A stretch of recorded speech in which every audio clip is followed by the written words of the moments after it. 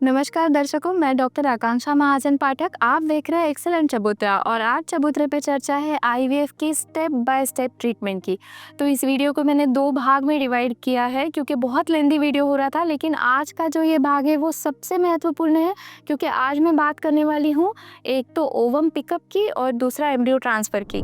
Video को आखिरी तक देखना बिल्कुल मत भूलना क्योंकि वीडियो के लास्ट में मैं कुछ 5 बोनस टिप्स आपको देने वाली हूँ आपकी आईवीएफ की जर्नी आसान हो इसलिए। तो ये हो गया ट्रिगर के इंजेक्शन के बारे में। उसके बाद में बीच में 1 दिन का गैप रहता है और उसके नेक्स्ट डे पे ओवम पिकअप होता है। तो मानो जैसे कि आज आपने रात में 10 बजे ट्रिगर का इंजेक्शन लिया है, तो आपके कल के पूरे दिन में कोई भी इंजेक्शन नहीं रहेगा और फिर परसों के दिन आपका पिकअप होगा। उस पिकअप वाले दिन आपको रात में पूरा 8 घंटे की नींद लेनी है। सुबह हॉस्पिटल में आते वक्त खाली पेट आना है। खाली पेट का मतलब आपको ना तो चाय पीनी है, ना तो पानी पीना है, ना तो कुछ खाना है। बस ऐसे ही उठकर ब्रश करके सीधा हॉस्पिटल में आ जाना है।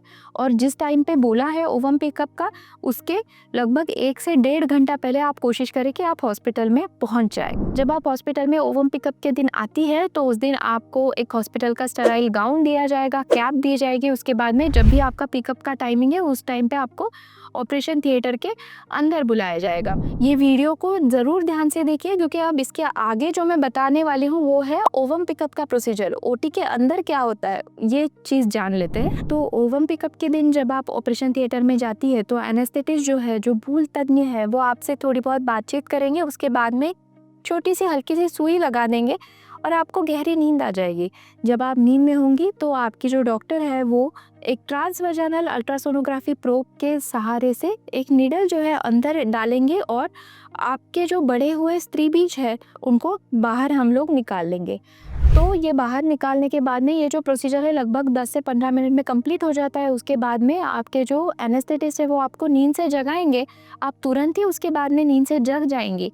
उसके बाद में आपके जो स्त्री बीज है उनको एक सेफली एक मीडिया में रखा जाएगा। उसके बाद में जो प्रोसेसिंग है वो सारी जो आपके स्त्री बीजों के ऊपर होनी है वो एम्ब्रियोलॉजी के लैब के अंदर होगी। ओवम पिकअप के प्रोसीजर के 2 घंटे बाद में आप उठ सकती है, आप खुद से टॉयलेट में वॉशरूम में जा सकती है, आप खाना खा सकती है, आप पानी पी सकती है। तो इन शॉर्ट ये एक माइनर प्रोसीजर है जिसमें कोई भी कट नहीं होता, एक छोटी सी ऑपरेशन ही है मान के चलिए। अगर आपका ओवम पिकअप सुबह हुआ है तो शाम तक आप घर पे भी जा सकते हैं। इसके बाद में क्या हो सकता है, तो एक छोटी सी हल्की सी ब्लीडिंग हो सकती है ओवम पिकअप के बाद में।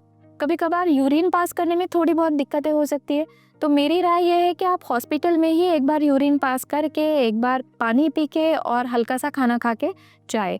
ओवम पिकअप के बाद में क्या खाना चाहिए ये भी बहुत बार पेशेंट पूछते हैं। तो ओवम पिकअप के बाद में आप पहले तो क्लियर फ्लूइड लेना शुरू करें, जैसे कि नारियल का पानी है, सादा पानी है।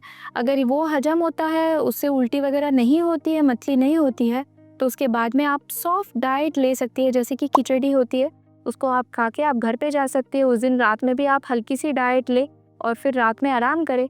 दूसरे दिन से आपको कुछ भी चीज़ महसूस नहीं होगी, आपको एकदम नॉर्मल फील होगा, आप आपका काम भी फिर से रिज्यूम कर सकते हो। इसके बाद में जो आपके स्त्री बीज हमने एम्ब्रियोलॉजी लैब में लिए हुए हैं, इनका हम डिनोडेशन करते हैं और जो स्पर्म हम कलेक्ट करते हैं आपके हस्बैंड से, इसके साथ में उनकी इक्सी की प्रोसीजर की जाती है।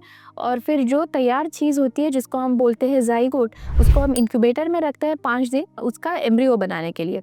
तो जिस दिन भी पिकअप होगा उस दिन डॉक्टर आपको ये इन्फॉर्मेशन देंगे कि आपके कितने oocyte निकले हैं, उनमें से मैच्योर oocyte कितने हैं, कितनों की इक्सी हुई है, क्या इक्सी के टाइम पे कुछ दिक्कतें आई थी, ये सारी इन्फॉर्मेशन आपको उस दिन दी जाएगी। उसके बाद में जब 5वां दिन आएगा तब एम्ब्रियोज को चेक किया जाएगा और उस दिन आपको फिर से आईवीएफ सेंटर से फ़ोन आएगा ये बताने के लिए कि आपके कितने एम्ब्रियोज असल में बने हैं। जनरली सारे ही आईवीएफ सेंटर और सारे ही डॉक्टर्स आजकल फ्रीजॉल पॉलिसी के साथ ही काम करते हैं। जनरली फ्रोजन ट्रांसफ़र किया जाता है क्योंकि उसके रिजल्ट्स भी बेहतर पाए गए हैं और वो कन्वीनियंट भी होता है बोथ डॉक्टर और पेशेंट के लिए। तो जब ओवम पिकअप आपका हो जाएगा उसके बाद में आपको कुछ इंजेक्शन लग सकते हैं जिसका नाम है एंटागोनिस्ट।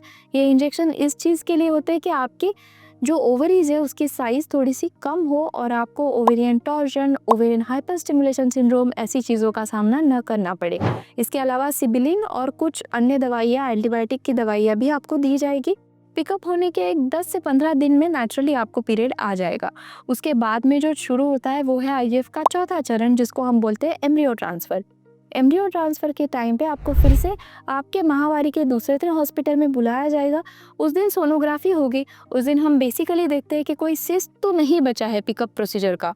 तो सिस्ट अगर है तो फिर से एक बार हार्मोन्स की जांच होगी और उस दिन आपको शुरू हो जाएंगे एस्ट्रोजन खाने के मेडिसिन। याद रखें ये भी हार्मोन के मेडिसिन है, तो इन्हें भी आपको समय से खाना ज़रूरी है। जिस समय डॉक्टर ने बोला है उस समय खाने वाली गोली आपने ले लेनी चाहिए। कुछ गोलियां हो सकता है कि आपको वजाइनल इंसर्शन के लिए भी दी जाए, वो भी आप टाइमिंग से ले। लगभग एस्ट्रोजन शुरू करने के 9 से 10वें दिन के बाद में आपकी जो अंदरूनी परत है गर्भाशय की, वो अच्छी तरह से मैच्योर हो जाती है। जब डॉक्टर को लगता है कि ये इसकी थिकनेस अच्छी हो गई है, मैच्योरिटी अच्छी हो गई है, उस टाइम से आपको प्रोजेस्टेरॉन के मेडिसिन शुरू किए जाएंगे।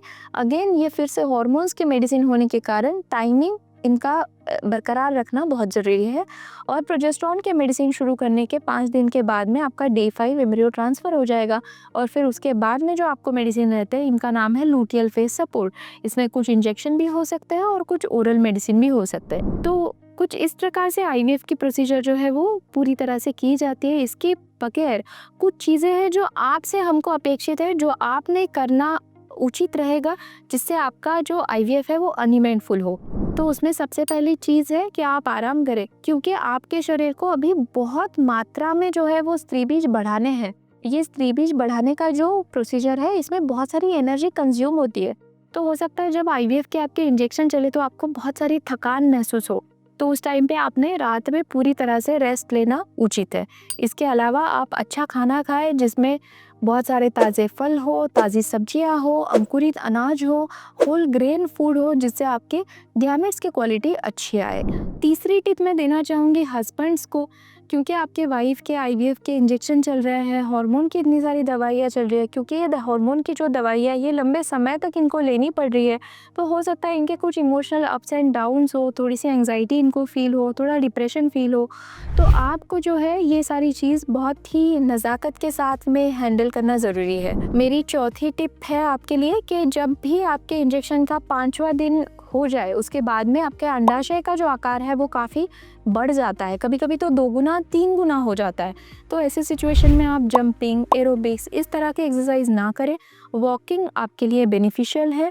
और अगर कभी तेज़ पेट में दर्द हो तो आप तुरंत आपके डॉक्टर से संपर्क करें। 5वीं टिप मैं फिर से देना चाहूँगी आपके हस्बैंड को कि उनको सीमेन सैंपल जो है वो हर तीसरे दिन को इजैकुलेट करना है, फ्रीक्वेंटली सीमेन डिस्चार्ज करना है, क्योंकि जब सीमेन शरीर के अंदर रहता है तो ऑक्सीडेटिव स्ट्रेस उसमें पैदा होकर उसकी क्वालिटी जो है वो कम हो जाती है। तो ये सबसे देहाती तरीका है डीएफआई कम करने का कि सीमेन को बार बार आप डिस्चार्ज करें।